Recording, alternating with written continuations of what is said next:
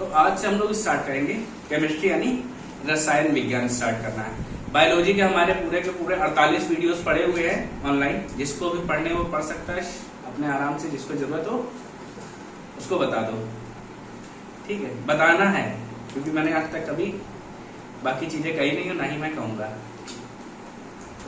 ठीक है। तो केमिस्ट्री पढ़ने से पहले ध्यान रखना, पुराने वाले नोट्स अपने जो भी हो जिसके पास वो पढ़ सकता है, बाकी जिसके पास नहीं है वो नए तैयार कर ले। बहुत ज्यादा चेंजेस नहीं आते हैं केमिस्ट्री, हम लोग ना ही यहाँ पे देखो कोई हायर एजुकेशन के लिए केमिस्ट्री यहाँ नहीं पढ़ रहे हैं। जनरल केमिस्ट्री हमको पढ़नी है जो कि हमारे एग्जाम से पूछी जाती है, कॉम्पिटिटिव एग्जाम्स में जो पूछी जा रही है, क्योंकि उससे ज्यादा हमें जरूरत है नहीं। क्योंकि भैया केमिस्ट्री इतनी बड़ी है, 12th में आप लोगों ने पढ़ी होगी, ऑर्गेनिक और ऑर्गेनिक के नाम पे ही हम लोग एकदम पसीना छुड़ा दिया जाता है, याद करने में बहुत दिक्कत हो जाती है। तो इसलिए हम लोग कितनी पढ़नी है, सिर्फ जरूरत पढ़नी है। तो केमिस्ट्री की बात करें, केमिस्ट्री में हम पढ़ते क्या है, जैसे हमने पढ़ा था क्या, बायो पढ़ी थी, जीव विज्ञान। बायोलॉजी में सबसे छोटी इकाई क्या थी, सेल। सेल। वैसे ही हमारे केमिस्ट्री में क्या है, सबसे छोटी यूनिट होती है एटम, यानी परमाणु। ठीक है, क्या है, the smallest unit of chemistry that can not be further divided.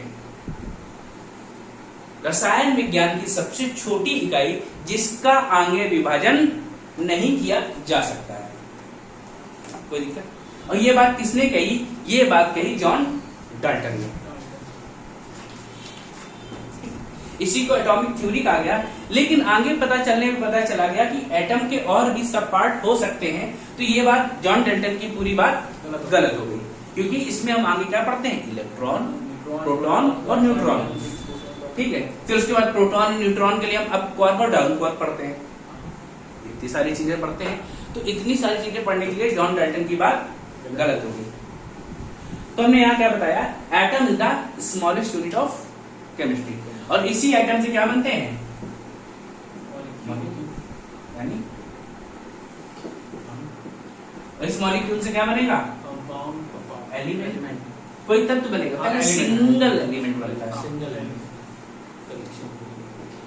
फिर क्या बनेगा, कंपाउंड, यानी यौगिक। फिर इसके बाद क्या बनता है, मैटर। मैटर के हम लोग वैसे बहुत फेमस है, समझ लो। अब एक एटम क्या होता है, atom is the smallest unit. अगर अकेला ऑक्सीजन है तो क्या है, एटम। और O2 हो गया, मॉलिक्यूल हो गया ना, क्योंकि हम ऑक्सीजन कभी फ्री स्टेट, तुमने अकेले ऑक्सीजन O पढ़ा है, नहीं पढ़ा है, हमेशा दो ऑक्सीजन ही देखते हो। जब अकेला था तो वो एटम था, इसके आगे इसको डिवाइड नहीं कर सकते हो, लेकिन अकेले किसी काम नहीं आ रहा तो उन्होंने क्या किया, दो ऑक्सीजन मिला था, ठीक है। फिर आगे क्या हुआ, आगे और आगे बढ़ने के बाद हम अलग अलग चीजें मिलाते हैं। जब अलग अलग मॉलिक्यूल्स मिलाएंगे तो क्या बनता है, एलिमेंट बन जाते हैं। आयरन बनेगा, वाटर बनेगा, ये सब क्या है, तत्व है। तत्व के बाद फिर हमने कहा अलग अलग चीजें मिलाएंगे, हम हाइड्रोजन मिला दिया और क्लोरीन मिला दिया, क्या बन गया, कंपाउंड। कोई दिक्कत नहीं, ठीक है। या H2SO4 मिला, H2SO4 क्या बन गया, कंपाउंड। अब ऐसे ही चीजें मिलकर क्या बना रही हैं, मैटर। मैटर क्या है, anything that has mass and occupied space. कोई भी ऐसी चीज जिसका द्रव्यमान हो और वो चाहे छोटी से छोटी जगह घेर रही हो, तो उसे हम मैटर कहते हैं, ठीक है। बाकी मैटर की अलग अलग स्टेट्स हम लोग पढ़ेंगे, वो आगे पढ़ते हैं। फिजिक्स में ज्यादा ही मैटर पढ़ते हैं हम लोग, केमिस्ट्री में कुछ पढ़ना नहीं है। केमिस्ट्री में बस इतना पूछते हैं केमिकल चेंज है या फिजिकल चेंज है। तो इस तरीके की ये क्या है हमारी। अब इन सब चीजों का स्टडी, इन सब चीजों का अध्ययन क्या कहलाता है, केमिस्ट्री कहलाता है। अब आप study of atom, study of molecule, study of element, study of compound, ये क्या है, केमिस्ट्री। या स्टडी ऑफ केमिकल्स बोल दो तो केमिस्ट्री। अब ये जो केमिस्ट्री शब्द है ये लिया कहां से गया, तो एक बार इजिप्ट में क्या हो रहा था, इजिप्ट में मिट्टी देखी गई और मिट्टी का कलर था ब्लैक। क्या ब्लैक सॉइल थी इजिप्ट में।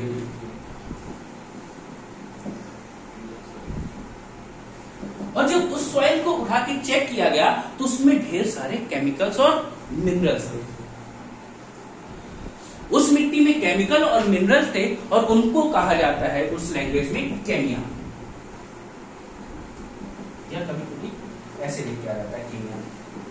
केमिया मतलब केमिकल या रसायन, और इसी केमिया शब्द से बना है हमारा केमिस्ट्री। तो दिक्कत ग्रीक है, पढ़ लिया ग्रीक ही बोल दो, ठीक है। तो किस शब्द से डिराइव हुआ है? तो chemistry is the derive from word केमिया।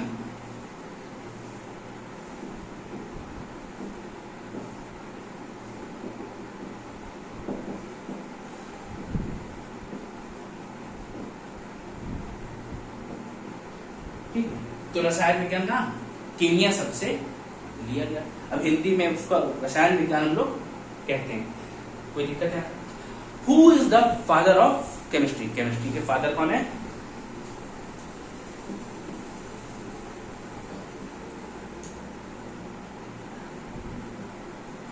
रसायन विज्ञान के जनक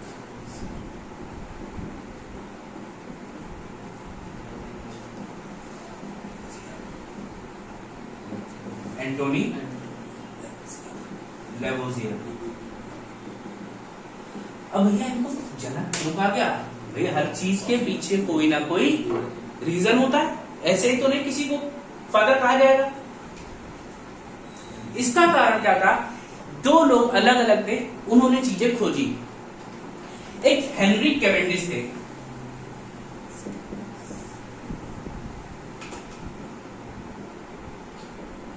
जिन्होंने खोज की हाइड्रोजन की, और एक थे प्रिस्टले, जिन्होंने खोज की ऑक्सीजन। हेनरी कैवेंडिश ने खोजा हाइड्रोजन और प्रिस्टले ने खोजा ऑक्सीजन। खोज तो इन्होंने लिया लेकिन इनका नामकरण नहीं कर पाए। ये जो तुम इनको हाइड्रोजन और ऑक्सीजन बुला रहे हो, ये नाम इन्होंने नहीं दिया। भाई घर में क्या होता है, जन्म तो आपके माँ बाप ने दे दिया, लेकिन नामकरण के लिए पंडित जी विशेष बुलाए जाते हैं, ठीक है। फिर नामकरण की पूरी परंपरा है, जैसे संस्कार हमारे यहाँ फॉलो होते हैं, वो फॉलो किए जाते हैं। तो पंडित जी, यही वो एंटोनी लेवोजियर क्या है, वो पंडित जी हैं जिनको इनके नामकरण के लिए बुलाया गया। और इन्होंने क्या कहा? इन्होंने कहा एच, अच्छा इसका नाम हाइड्रोजन, इसमें वो, इसका नाम ऑक्सीजन, नाम दे दिया। और नाम देने के बाद क्या, तो इनको इनका जनक कहा जाने लगा। और क्या, इन्होंने एक चीज और दी, इन्होंने दी कंबशन थ्योरी। कंबशन थ्योरी सुनी है केमिस्ट्री में? कंबशन थ्योरी भी किसने दी है? एंटोनी लेवोजियर ने। He also propose combustion theory.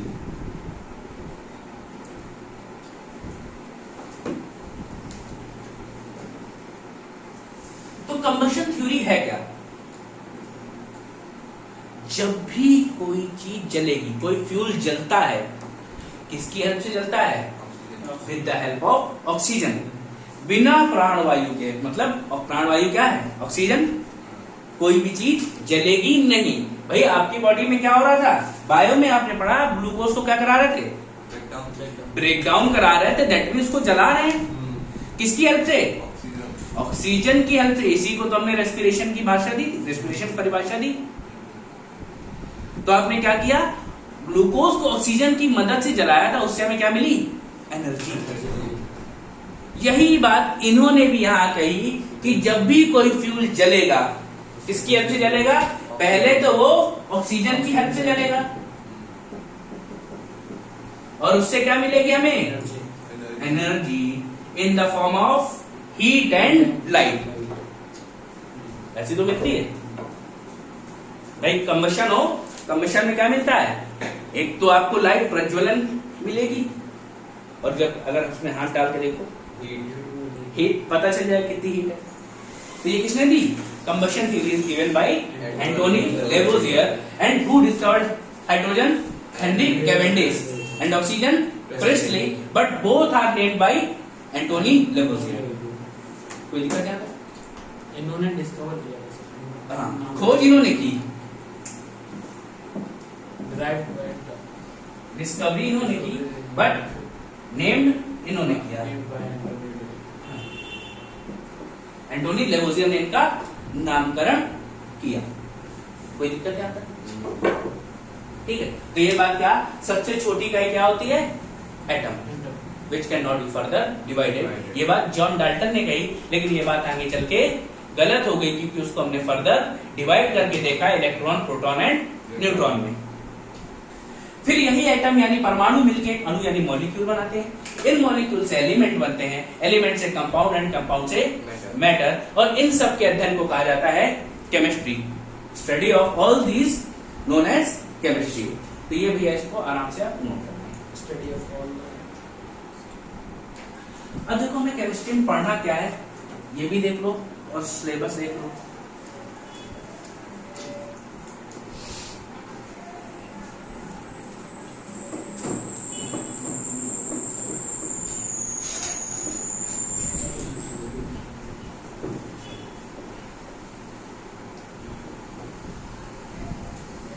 तो सबसे पहले हम इसे पढ़ते हैं organic chemistry,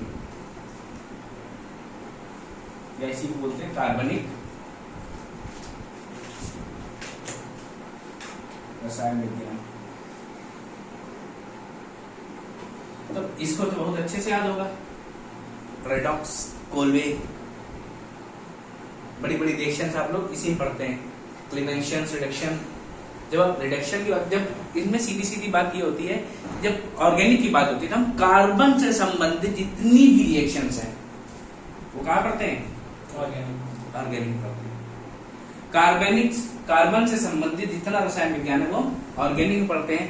carbon and it's allotropes भी इसका एक बहुत इंपॉर्टेंट चैप्टर है, जो हमारे डेली क्वेश्चंस में पूछा जाता है, वो इंपॉर्टेंट सेक्शन है। ठीक है, तो क्या ये ऑर्गेनिक हो गया। दूसरा क्या है? इनऑर्गेनिक, यानी कार्बनिक। अकार्बनिक में हम क्या पढ़ते हैं? जिनमें कार्बन ना हो, that is metal, non metal, ores, alloys, metalloid, ठीक है, गैसेस। तो ये सारी चीजें हम कहाँ पढ़ लेंगे? इनऑर्गेनिक पढ़ लेंगे। ये इनऑर्गेनिक एक बहुत इंपॉर्टेंट चैप्टर है, इसे हम लोग बोलते हैं पीरियोडिक टेबल, आवर्त सारणी। बड़ा चैप्टर है, लेकिन उससे क्वेश्चन लगातार पूछे जाते हैं। ठीक है, एक पॉलीमर है जो बहुत इंपॉर्टेंट है, वो हम ऑर्गेनिक में पढ़ते हैं।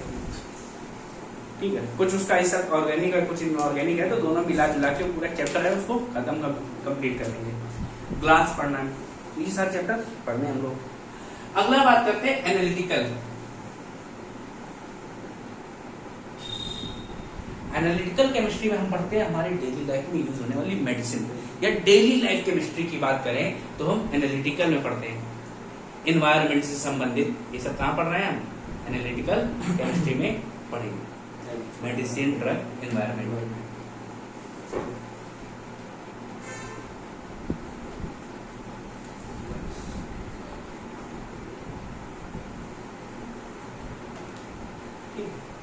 फिर इसके बाद हम लोग पढ़ेंगे अपनी बायोकेमिस्ट्री।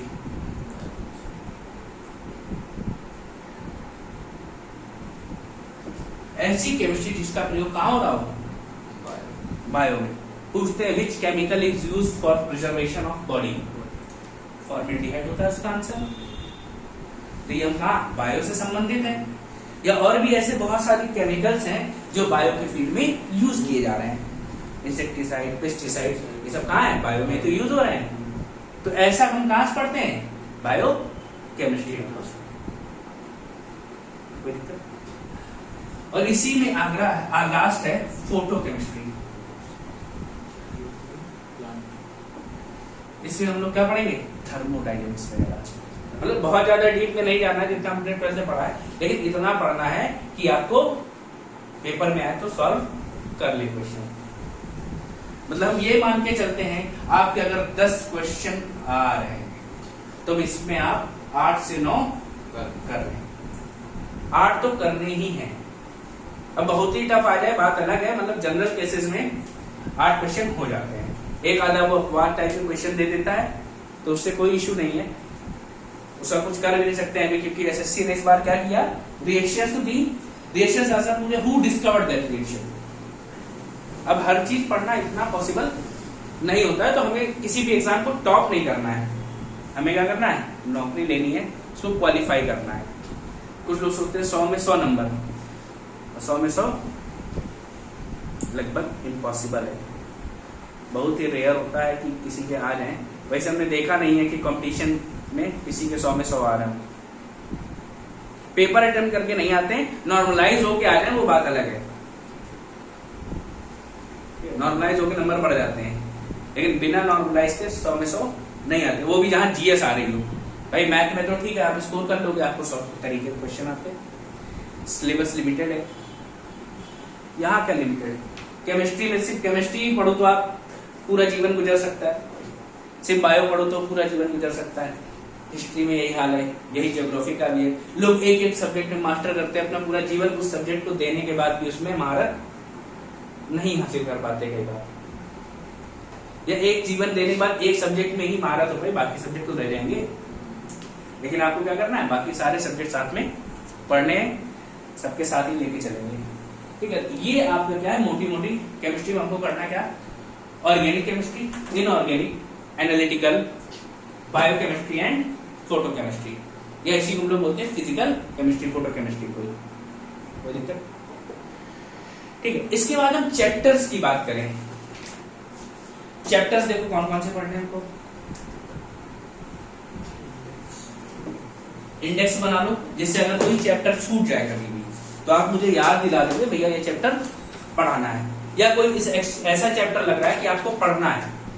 भाई हमने नोट करवाया आपको चैप्टर्स और आपको लगता है कि हमें ये भी पढ़ना है, ये पेपर में अक्सर पूछ लिया जाता है। वैसे मेरा कोशिश यही रहेगी कि आपको सब कुछ कंप्लीट करवा दिया जाए, फिर भी अगर आपको लगता है तो आपको चैप्टर बता देंगे और आपको वो पढ़ा दिया जाएगा।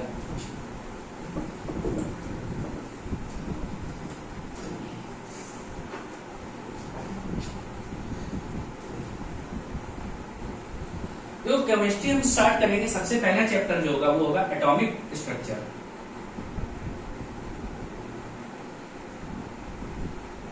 यानी परमाणु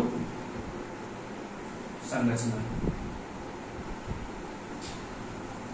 ठीक है। फिर इसके बाद पढ़ लेंगे 2 नंबर पे, मतलब ये देखो पहला चैप्टर तो हम यही पढ़ाएंगे, इसके बाद चैप्टर हमें भी नहीं पता कौन सा कब स्टार्ट करेंगे, ऑर्डर में चलते चलेंगे। फिर कोशिश करेंगे पीरियोडिक टेबल पढ़ने, बहुत पेपर में पूछा जाता है। पीरियोडिक टेबल के बाद पढ़ेंगे हम मेटल एंड नॉन मेटल्स, ये पढ़ लेंगे। फिर एक चैप्टर आता है एसिड, बेसिस एंड सॉल्ट, ये तो चैप्टर बहुत इंपॉर्टेंट है, ये भी पूछा जाता है, ठीक है। फिर इसके बाद हमें क्या पढ़ना है, मेटल नॉन मेटल्स हो गया। इसके बाद हम लोग पढ़ सकते हैं पॉलीमर्स,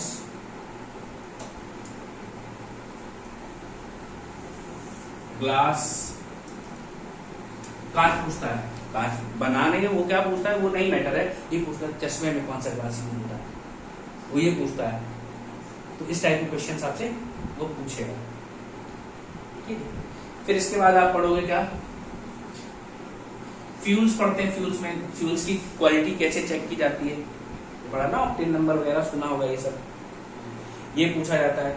फिर फिजिकल एंड केमिकल चेंजेस, ये बहुत पूछा है केमिस्ट्री में, ये फिजिकल चेंज है केमिकल चेंज है, अगर आप उसमें डिफरेंशिएशन नहीं कर पा रहे तो दिक्कत हो जाती है कभी कभी, ठीक है। Physical and chemical change.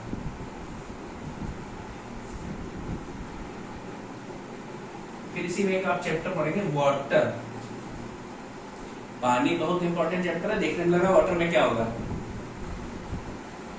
Water में बहुत सारी चीजें पढ़ने को होती हैं। फिर इसके बाद soap and detergent,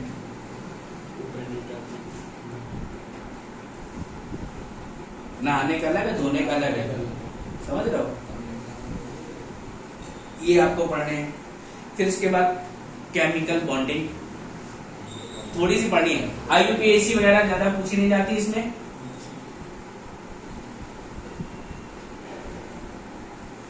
chemical bonding में कभी कभी पूछ लेते हैं कोवेलेंट बॉन्ड क्या होता है, सिग्मा बॉन्ड क्या होता है, या single bond double bond structure में क्या डिफरेंस हो जाता है, तो ये सब पूछ लेता है। तो थोड़ा थोड़ा हम लोग इसको भी पढ़ेंगे जिससे हमारा पर्याप्त मात्रा में हो जाए। ठीक है, और इसके बाद कुछ बचा क्या? एक चैप्टर और ऐड कर सकते हो तो इसमें रेडियो एक्टिविटी।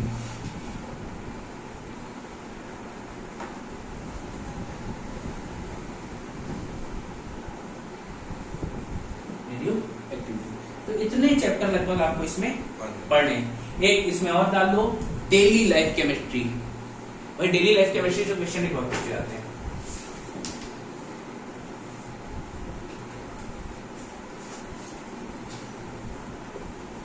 जो आपके दैनिक जीवन में प्रयोग होने वाली केमिस्ट्री है उसके बारे में अक्सर सवाल पूछे जाते हैं।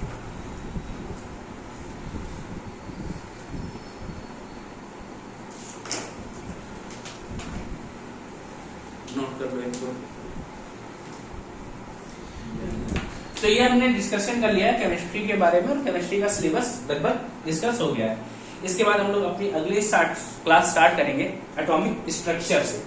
तो हम स्ट्रक्चर पढ़ेंगे परमाणु का, और उसके बाद बात करते हैं। बहुत ज्यादा हमें नहीं पढ़ना बाकी, क्योंकि इसमें मोस्टली इसका पार्ट है फिजिक्स से पढ़ लेते हैं। इलेक्ट्रॉन, प्रोटॉन, न्यूट्रॉन की बात हम वो भी वहां करेंगे, पर नाच बताएंगे फिर। तो ये सभी लोग पढ़े हुए हैं, तो इसमें कुछ बहुत ज्यादा डिटेल में नहीं जाना है, बट स्टार्ट हम लोग यहीं से करेंगे। बेसिकली हमको यहाँ पे पढ़ना है इलेक्ट्रॉनिक कॉन्फ़िगरेशन की हमें बात करनी है। एक KLMN शेल बतानी है, SPDF यानी 2D और 3D स्ट्रक्चर वो भी यहाँ बताया जाएगा। तो हम यहाँ पे स्टार्ट करेंगे, और इसके बाद हमें पीरियोडिक टेबल पढ़ना है। तो पहले एक चैप्टर खत्म करते हैं, फिर आगे बात किया जाएगा। चलिए